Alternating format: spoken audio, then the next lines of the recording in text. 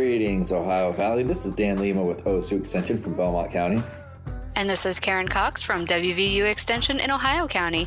Thanks for tuning in to Extension Calling, your source for research-based information for the farm, garden, and home.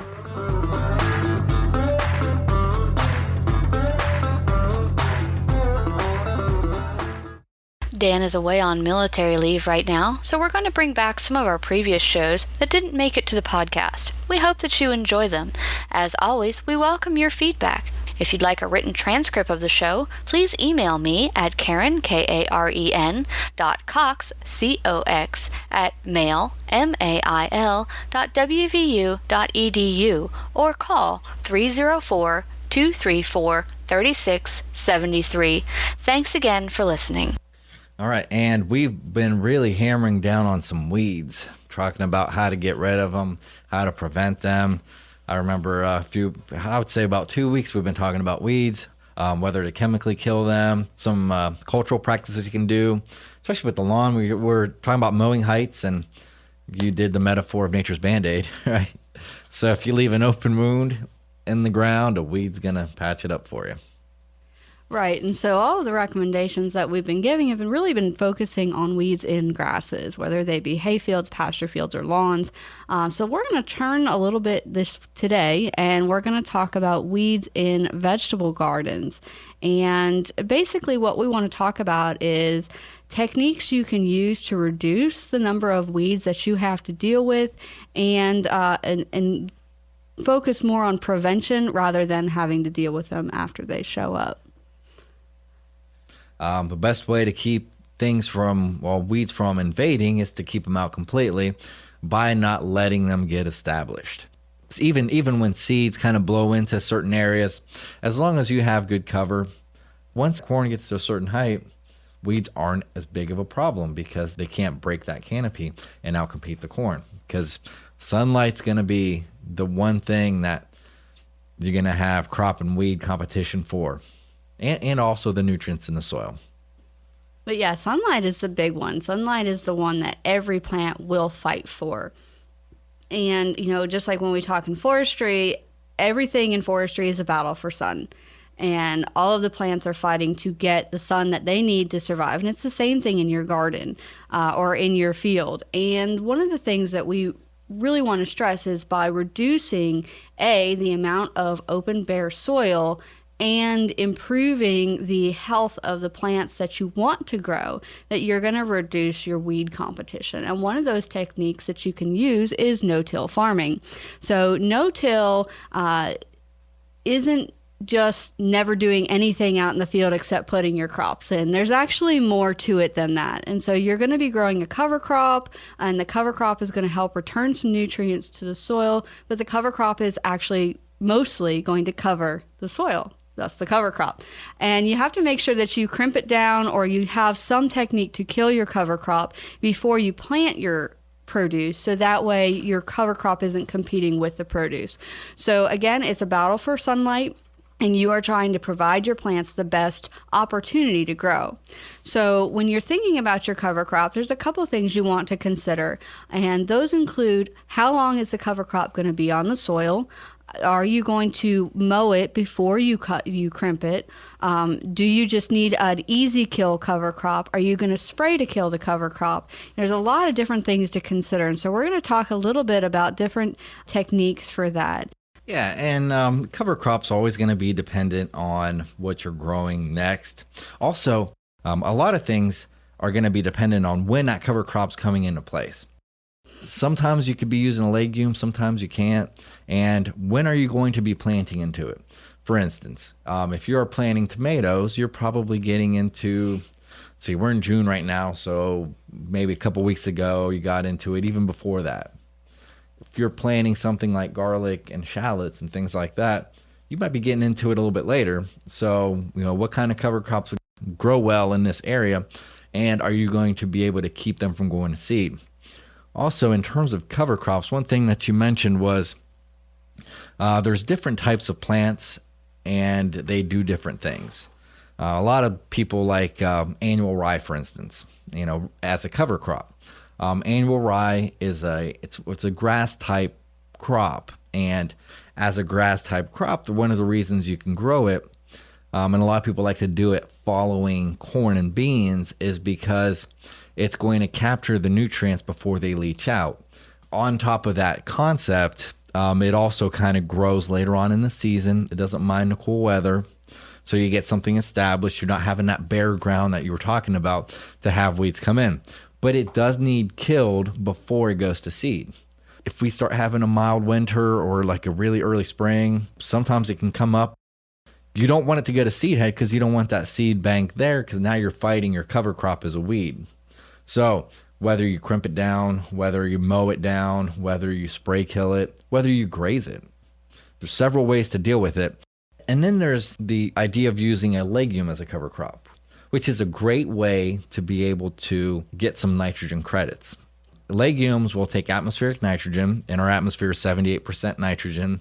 And what they will do is they will reduce that nitrogen from the gaseous form of N2 to the mineralized form of ammonia. And that mineralized form is what plants take in to make their amino acids and build up their leaves and photosynthesize. And, that's kind of the purpose of adding nitrogen to the soil, is for plants to then make proteins to photosynthesize. Photosynthesis makes bigger plants, creates carbohydrates, and that's what we consume when we consume fruits and vegetables. So thinking about what your purpose is, when are you planting it, and how to control it. Those are the three key things you need to think about when you're doing cover crops. Right, and also try to consider, if there is a problem that you've been having, say you've been having a problem with wireworms, and you want to get rid of the wireworms, but you don't want to use a chemical soil fumigant, you can use a biological soil fumigant like mustard. And there are a couple different species of mustard that you can plant as a cover crop. And then what you would do is when they reach their maturity level, before they go to seed, it's always the important one. Before it goes to seed, you would cover it with clear plastic, give it a good watering, cover it with clear plastic. And what that does is it causes the plants to wilt and then to decay, and it releases an actual gas into the soil, which can kill your soil microbes that are causing problems. It won't kill all of them, but it will do a good job in reducing the numbers of wireworms and some certain nematodes that you might be having problems with. So another thing to think about when you're establishing a cover crop is, can you use the cover crop for two things? And if you are having a rest field, that's also, again, a different kind of cover crop that you're going to be looking at, because you want to be returning some of those nutrients. You're growing more of a green manure crop to feed back into the soil and help those soil microbes increase in number so that they can feed on those things. And then whenever your vegetable crop goes into that rested field, then those soil microbes are in the process of converting that old vegetative matter into nutrients that would be plant available for your actual crop that you're harvesting. And and some cover crops will actually change the texture of your soil. For instance, a lot of people like to do radishes. You might not have a purpose necessarily, or at least a primary intent of keeping weeds low or trapping nutrients from leaving the field. But it could be something more functional, like, hey, I think I'm starting to see some compaction. I'm going to start planting some of those no-till radishes in there. Maybe I can rotate through those oilseed radishes. They grow really big tap roots. And then once that winter hits, they'll break down, and I'll not only have a loosening of my soils, but also have that organic matter added back into it, and that'll set me up for success later on. And, we talk about rotations. We talk about rest periods for certain soils. So you don't necessarily have to take your entire farm out of production for cover crops. You can do things in sectors at a time, include a cover crop in your rotation. It might not set you back as much as you think, and it'll definitely increase production if used properly. Yeah, and soil rests are not new. This was a life-changing scientific innovation in the medieval time period when they went to the 3-crop system, where they would have legumes as one crop, grains as another crop, and the third crop would be a full rest period. So if you aren't including a rest period into your rotation, you may want to consider it, because it will drastically increase the productivity of your soils. It'll also reduce the erosion. It'll improve the water retention structure of the soil, so you have to water less, and it is all around going to be beneficial. So when you're looking at establishing a cover crop, you want to make sure, like we said, that you have the right species. And then you want to think about how you can take care of the cover crop when it comes time. If you get a strongly established, we'll say, cover crop, or one that's threatening to become a problem, you can cover it with plastic to kill it, or you can till it in if you need to. But you do want to, as in the no-till system, you want to minimally deal with this cover crop. You can use your tractor to cut your furrows and turn a little bit of the soil, but really you want to try to leave the soil stagnant, because that is where the microbes are building their homes. And every time you till, you're going to destroy all of the homes that are housing these microbes that are going to help your crops grow better. Depending on what the input that you actually want to put in there. For instance, we did talk about annual rye and how that's very winter hardy and it will overwinter. And then in the spring, if you don't control it, you get seeds. Depending on when you're planting, oats is another great one that will actually winter kill. It'll kill itself in the wintertime. So timing that so that as it grows, establishes, provides erosion control, which is a big deal for grasses.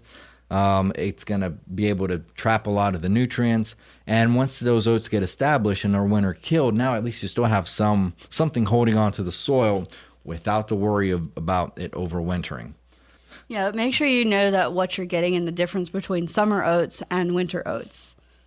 Yes. Yeah. That's another thing too. A lot of times newer varieties, they become tolerant in different growing zones, and the difference between a 5 and a 6. And we were just talking about that, whether we are growing zone 5 or 6, which isn't, there's portions that are considered 5 that kind of creep in almost to the river. And then there's a lot of 6. I think West Virginia is mainly 6, but in Ohio, it's not very far west, and then you're in 5, and then if you go a little bit north or south, then you're back in 6. So 5 or 6 is probably safe to assume. Yeah, and there are actually even a couple microclimates that are even up to 7, but they're very specific, and usually there's a big, nice, warm brick wall that's facing it. So that's more of an urban issue, is when you get the warmer areas. But yeah, 5 or 6 is pretty close. I would stick with 6 because I'm in West Virginia. So yeah, and and as those numbers go down, it gets colder. So it's even one of those things where even if you're borderline 5, if you get a real bad cold spell, it could cause some issues. But we are talking about cover crops, and knowing growing zones is very important for it as well as variety. So Karen brought up a good point. Make sure that even though I tell you that oats typically winter kill, there are varieties that are cold tolerant, and depending on how mild that winter can be, it could be an issue. So let's talk about annual ryegrass. And annual ryegrass is going to give you actually excellent erosion control. In terms of nitrogen fixation, it doesn't do much. Scavenge of nutrients. Excellent source of scavenging for nutrients, especially nitrogen. Nitrogen is going to be the one that will be very mobile, leach out in rainstorms. And if you have something growing, it traps that nitrogen. And then when a plant decomposes, it slowly releases it back. So don't think that if you have a really good annual rye stand and you kill it, you can plant into it thinking that nitrogen is just going to come out of the decomposing plant and right into the soil and right into the new one. It's going to take some time. In fact, when you're dealing with grasses that don't fix nitrogen and are excellent scavenger of nutrients, they're going to bind up the nutrients for a while. So you might still need to consider some kind of fertilizer, at least initially, to kick things off. Right. I mean, and if you are, like, for instance, this is an extreme example, but wood chips. If you're using wood chips on a garden as a mulch, then you're looking at a 3-year lockup of nitrogen. And you have to add additional nitrogen for those first 3 years as the wood starts to decay. Now, these cover crops are going to decay much faster than wood, but there is still that period of time where the decay process itself is going to use up some nitrogen. Now, when we're looking at annual ryegrass, you're looking at planting for around mid-August, and you're going to do a seeding rate of about 25 to 35 pounds per acre. Okay, and if we look at building up organic matter, which would be one of the purposes for something like wood chips, annual ryegrass is going to be a really good source. It has a lot of biomass. It does alleviate some compaction, even though it's more of a fibrous root system. That's really good for erosion control. But it's going to be actually really good in terms of at least, I would say, 2-3 inches of surface compaction breaking. It doesn't do a whole lot for suppressing weeds, according to this guide, which I'm kind of surprised. But it's also good livestock forage as well. Yeah, and also, again, you have your annual rye and you have perennial rye. So make sure that you know what you're getting when you're purchasing your seed. Yeah, perennial rye is your cool season grass, and annual rye is just your cover crop that you want to have die off and put something else in. Now let's take a complete reverse and go from northern type grasses to more of a southern type grass. Sorghum Sudan. Sorghum Sudan it's a southern annual grass, warm season annual grass. It's probably a better way to say it. Very large, does provide decent erosion control, but not as good as annual grass because it doesn't have as intricate of a root system because it grows so big. Does not fix nitrogen because it's a grass. Great scavenger of nutrients, but again, probably not as good as annual ryegrass. So if that's what you're after, I would recommend the annual ryegrass over the Sorghum Sudan. But in terms of building organic matter, it really does because the root systems aren't as fibrous, but they're thick. And you can add a lot of thick roots into an area to build up the organic matter and alleviate compaction as well. It does a pretty good job in suppressing weeds because it does grow tall, kind of like the example of corn that we talked about. Once you get a nice canopy going, not a lot of weeds are going to be able to outcompete it. And it's a good livestock forage. The only thing about Sorghum Sudan is, it's going to grow. It grows really, really tall. And in terms of livestock forage, great thing to have in the summer. You know, we always talk about those things where the summer slump for the cool season grasses. Well, now you can actually, I know I'm deviating from vegetables to grazing, but it is a great summer forage for your livestock as well. Yeah, and the thing with Sorghum Sudan is you're looking at being able to plant it May through June, so you still could probably get some in if you needed to. If you had a bare area, might be something good to throw in there. You're going to look at planting 30 to 40 pounds per acre. And also, one of the things Dan said I wanted to expand on, and that is the root system. That Sorghum Sudan has some pretty thick roots. They're really good at getting water out of the soil and bringing it up to the surface, which is why it's a good summer forage. But also, keep in mind, whenever you're doing a cover crop, it's the roots that are going to add the most organic matter to the deeper parts of your soil, the root zone of your plants that you're going to be putting in the ground. So looking at plants that have a good solid root system is really something you want to consider. It's not just what's on top, but it's also what's underneath. Yeah, that's a good way to put it. All right, let's go ahead and let's jump with wheat. Wheat as a cover crop. Wheat is something that can a lot of times be followed by an early type corn or even an early soybean variety. It does really good with erosion control, great scavenger of nutrients. It does build organic matter pretty good, alleviates some, but not a whole lot. Well, I would say decent compaction, but not nearly as much as annual ryegrass and Sorghum Sudan. In terms of a livestock forage, it's also really good. But wheat also has another potential as a straw crop down the road if you have that ability. So Here's another concept that maybe when you're thinking about your cover crop, there's erosion, there's nutrient scavenging, there's nitrogen fixation, there's weed suppression, but it can also be an additional crop. So wheat does provide a straw crop that you can use as mulch. And if you have, what we were saying about, I don't know, in terms of a rest period, maybe it's not the biggest rest period you can give a certain plot of land, but it's something that if you're growing vegetables, growing a grass cover crop like that, something like wheat, might give you some additional resources, and it'll definitely be a good break and I wouldn't say it's a good solid rotation, because not a whole lot of vegetables are in the grass species or grass family. Well, that's true. There are some benefits to making sure that you're not having the same species across. But, whenever you are doing a cover crop and you're looking at it as maybe an extra crop, keep in mind that anything you take off of the soil is going to have some nutrients in it. So while you could definitely harvest it as a straw crop or a wheat crop for like a winter wheat stand, then you do have to consider what that is removing from the soil.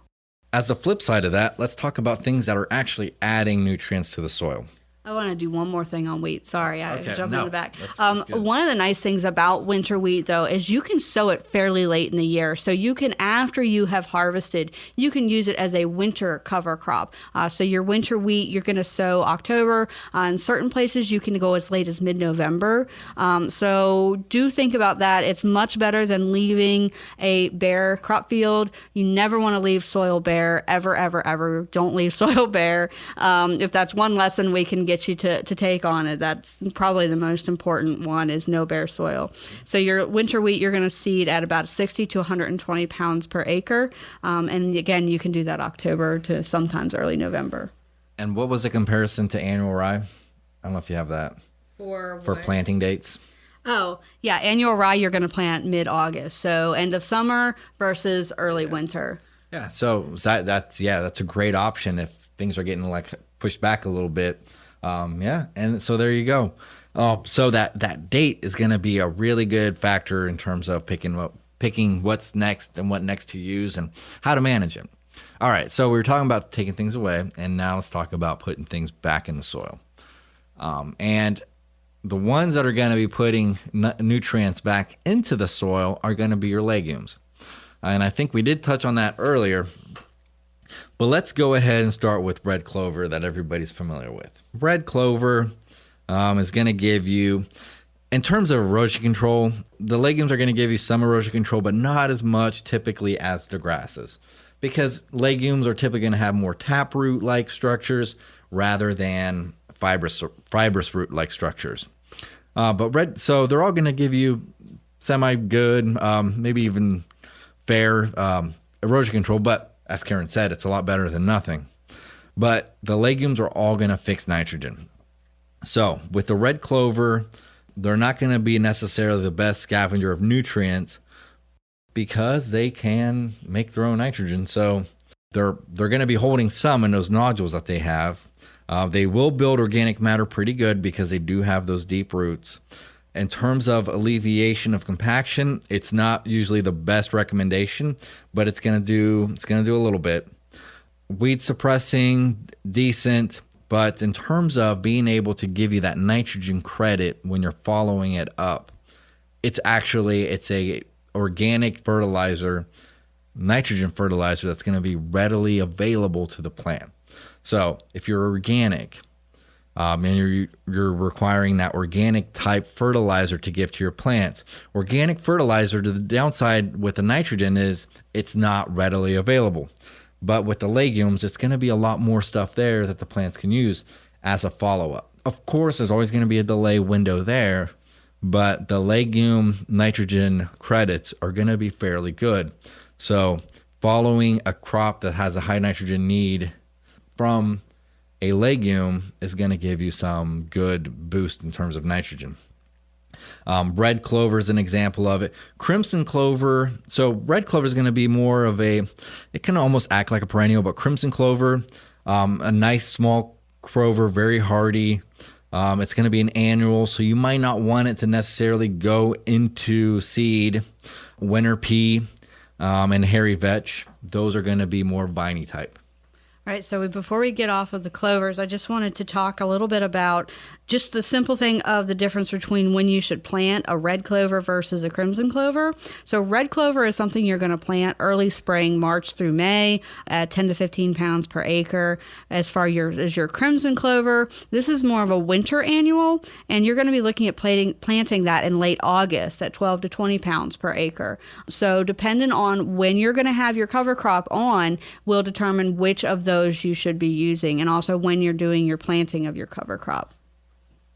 Yeah. And can you mix maybe a grass with a clover? Yeah, you can do that too.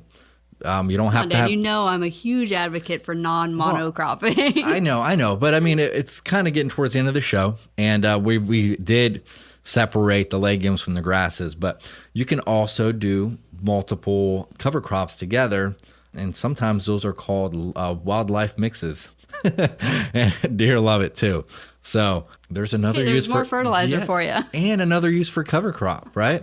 As long as you don't eat it where the livestock or wildlife eat. Yeah, you got to have your period for that to decay and all that for food safety. But yeah, so cover cropping is a great opportunity for you to improve not only the health of your soil, but also the health of your produce, and to reduce your weed, and to reduce the amount of labor it takes for you to produce the same crop. So if you have more questions about no-till farming or what cover crop you should be using for your farm, please give us a call at our respective offices or contact your local extension agent wherever they may be, and we'll be more than happy to help you out. Thanks for listening to Extension Calling. This show is a collaboration between OSU Belmont County Extension Educator Dan Lima and WVU Ohio County Extension Agent Karen Cox. If you'd like a transcript of this show, contact us at the office. Also, let us know if you enjoy the show by ranking us on your podcast app.